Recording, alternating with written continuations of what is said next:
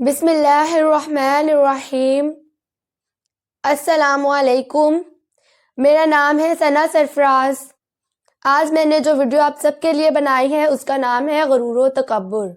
اللہ تعالیٰ جس انسان کو کوئی خوبی اور وصف عطا کرتا ہے اس کے لیے ضروری ہے کہ وہ اس پر اللہ کا شکر ادا کرے۔ اس کی بجائے اگر وہ اس پر اطراء اور فخر و غرور کا اظہار کرے تو یہ بات اللہ تعالیٰ کو پسند نہیں۔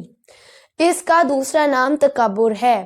تکبر بہت بڑی بد اخلاقی ہے اور اس کائنات میں سب سے پہلے اس بد اخلاقی کا اظہار شیطان نے کیا تھا۔ اس نے حضرت آدم علیہ السلام کے مقابلے میں اپنے آپ کو بڑا سمجھا اور کہا کہ میں اس سے بہتر ہوں، وہ مٹی سے بنا ہے اور میں آگ سے بنا ہوں۔ چنانچہ اس شیخی پر اللہ تعالیٰ نے اسے مردود یعنی دھتکارا ہوا قرار دیا۔ قرآن مجید ہمیں بتاتا ہے کہ ہر زمانے میں پیغمبروں کی دعوت کو صرف وہی لوگ قبول کرنے سے انکار کرتے رہے ہیں جو اپنے آپ کو کسی وجہ سے عام لوگوں اور انبیاء سے بڑا سمجھتے تھے۔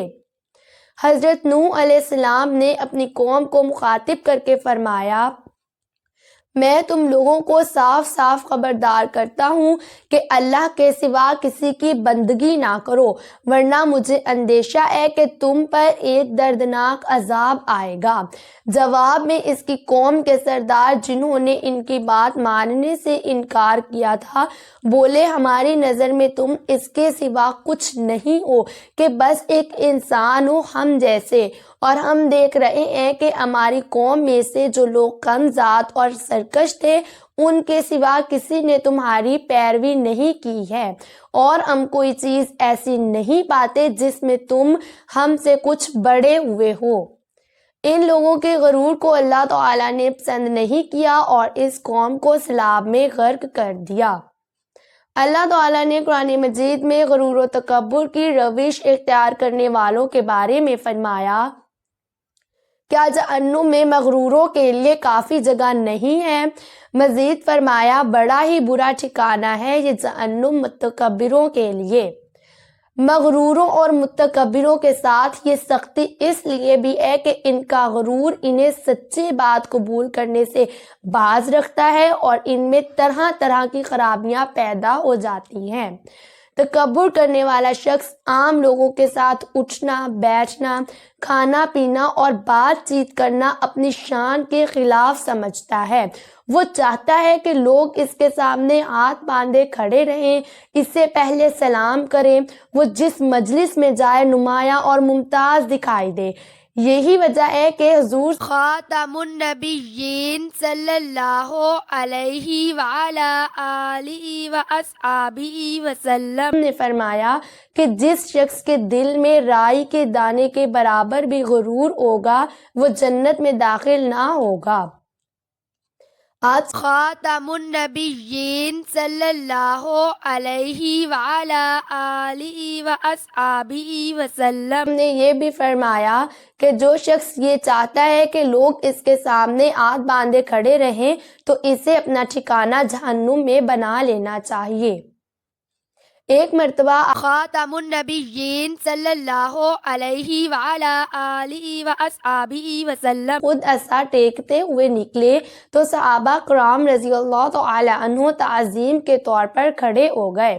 اس پر آپ خاتم النبیین صلی اللہ علیہ وعلی آلہ واصحابہ وسلم نے فرمایا کہ اہل انجم کی طرح تعظیم کے لیے کھڑے نہ ہوا کرو۔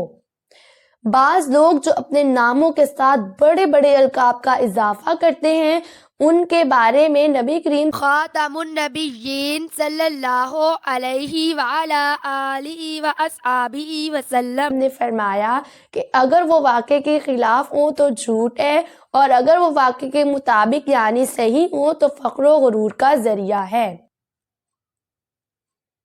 اللہ تعالیٰ نے قرآن مجید میں فخر و غرور کی بدنما اور بھدی صورتوں کا مختلف مقامات پر ذکر فرمایا ہے۔ ارشاد فرمایا، زمین پر اکڑ کر نہ چلو، تم نہ زمین کو پھاڑ سکتے ہو اور نہ پہاڑوں کی بلندی کو پہنچ سکتے ہو۔ دوسری جگہ ارشاد فرمایا، لوگوں سے منہ پھیر کر بات نہ کیا کر اور نہ زمین پر اکڑ کر چل۔ اللہ تعالیٰ کسی خود پسند اور فخر جتانے والے کو پسند نہیں کرتا۔ اللہ تعالیٰ نے اپنے پسندیدہ بندوں کی صفت یوں بیان فرمائی کہ رحمان کے اصلی بندے وہ ہیں جو زمین پر نرم چال چلتے ہیں، اور جب جاہل ان کے منہ آئیں تو کہہ دیتے ہیں کہ تم کو سلام۔ گویا اللہ کے نیک بندے اس زمین پر اکڑتے اور اینٹتے ہوئے نہیں چلتے، اور نہ ظالموں اور فساد برپا کرنے والوں کی طرح اپنی رفتار سے زور جتانے کی کوشش کرتے ہیں، بلکہ ان کی چال ایک شریف اور نیک مزاج آدمی جیسی ہے۔ وہ اٹھتے بیٹھتے کھاتے پیتے مہذب لوگوں کا سا طریقہ اختیار کرتے ہیں۔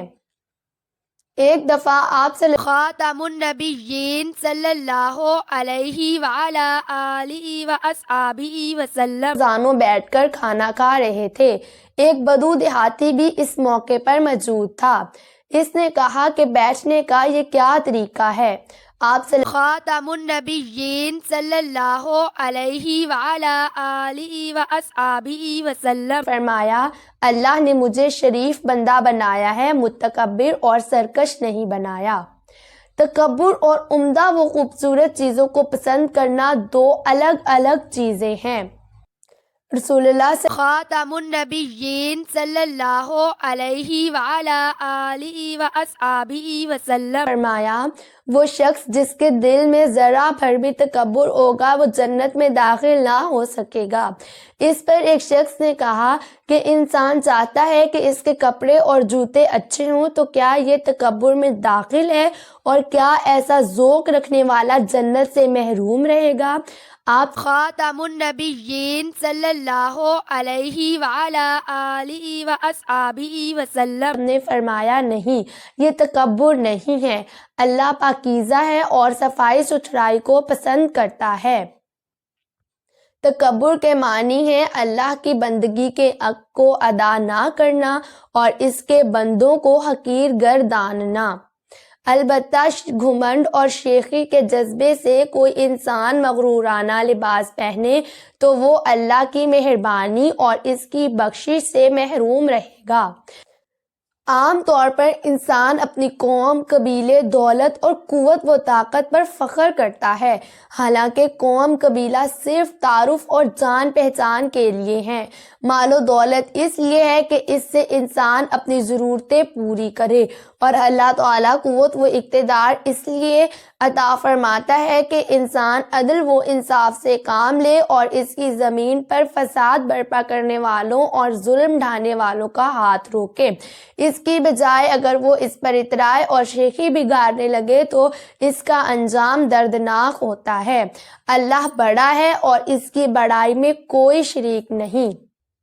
اگر آپ کو میری یہ ویڈیو پسند آئی تو میری ویڈیو کو لائک اور چینل کو سبسکرائب کر دیجئے۔ ملتے ہیں نیکسٹ ویڈیو میں، تب تک کے لیے اپنا خیال رکھیے۔ اللہ حافظ۔